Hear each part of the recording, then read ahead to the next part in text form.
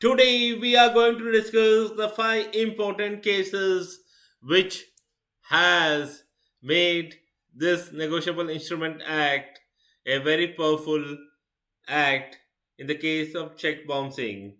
Now let us dive into details of these five important cases.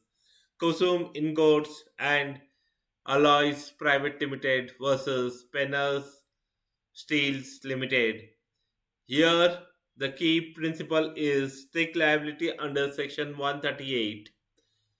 Held, if a check is dishonored and all the statutory conditions are fulfilled, like notice and time limits, the drawer is criminally liable even if there was no dishonest intention. Here, the key point is intention is not necessary, only default is enough. The second one is CC Alvi Haji versus Palapetty Muhammed.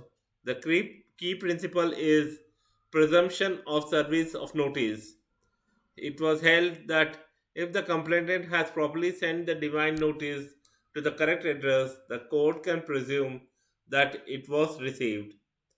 Here, the key takeaway is the drawer cannot escape the liability just by claiming I did not receive the notice. The third one is Meters and Instruments Private Limited versus Kanchan Mehta. Key principle compounding of offence. It was held courts should encourage settlement and compounding in check bounce case to reduce the burden on criminal courts. Fine can be imposed instead of jail if the payment is made, especially in minor or first time case. Then the fourth one is Bridgestone's India Private Limited versus Inderpal Singh 2016 case. Key principles: the drawer's liability even if the check not issued directly to the payee. It was held even if the check is not directly issued to the payee.